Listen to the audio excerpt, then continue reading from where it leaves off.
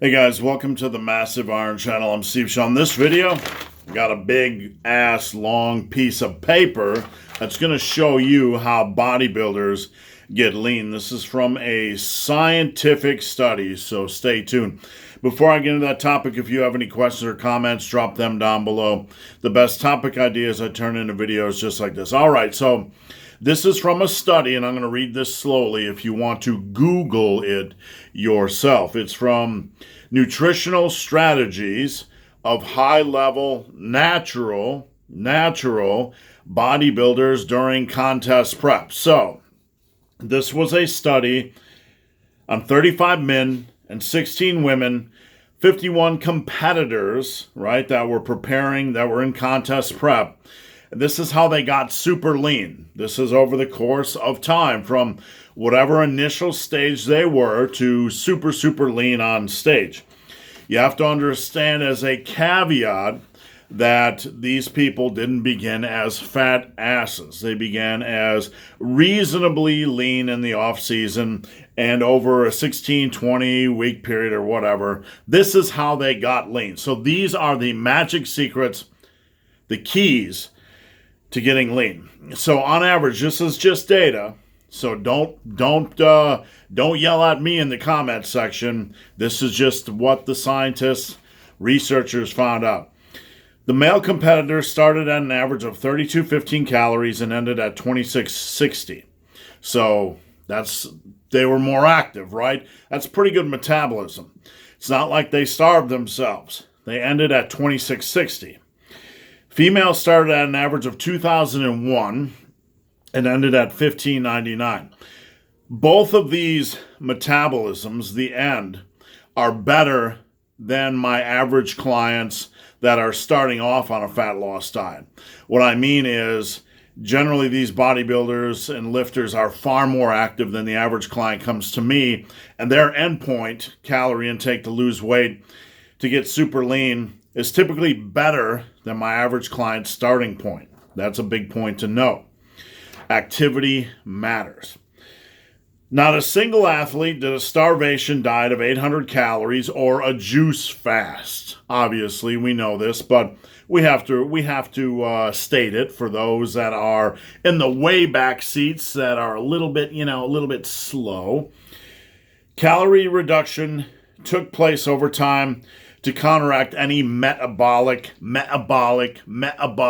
adaptation. So what that means is the males went from 3250 to 2660, the females 2000 to basically 1600.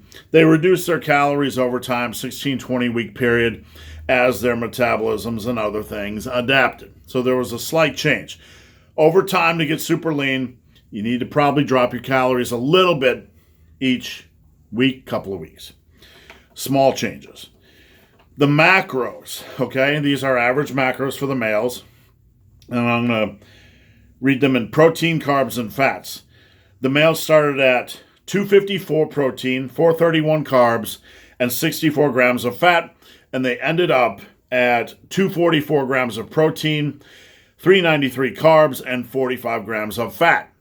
The females, 172 grams of protein starting, 244 carbs, 44 grams of fat, down to 151 grams of protein, 197 carbs, and 29 grams of fat. So some notes here.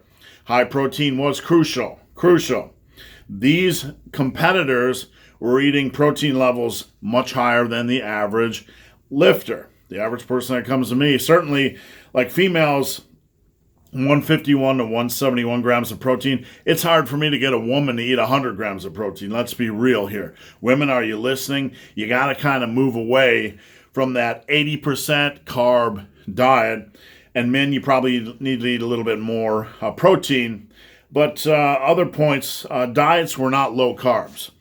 We had men ending up at nearly 400 grams of carbs a day, and women nearly 200 grams of carbs a day. So carbs were not shied away from.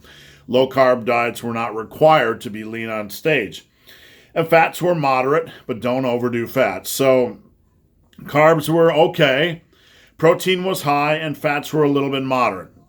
Not low, but fats kind of probably had to be a little bit, moderate to accommodate the higher protein diet. So, most popular food items, and this is kind of whatever to me: cereals, tubers, that's potatoes for those of you that are, a little bit, tubers, dairy, vegetables. Dairy could be Greek yogurt, just for those of you thinking they're drinking heavy cream. What's going on here? Can't figure out all this calculus. Veg, white meat, nuts, seeds, fish, fruit. All right, real foods, right? Least popular things: eggs, red meat, and bread. So obviously they're not pounding bagels, and they're not pounding red meat. Not that red meat is bad, but red meat can have more calories. So it wasn't so much about removing certain foods as it was about prioritizing high volume, water, fiber, and protein-rich foods. 10 to 20% of foods were less than nutritious. So these guys didn't exactly cut out everything. They just kind of ate reasonably balanced and in a calorie deficit. But compared to the average individual, yes, they ate less fast food and crap food. Take-home points. Okay, I got 6 take-home points here that were mentioned in the study. Slight or moderate calorie deficit. That's the key in adjusting it over time. Consistency. Okay, that's the biggest one here. That's the biggest one. And it wasn't mentioned in this study, but I added it in because as somebody that coaches for a living, consistency is like everything.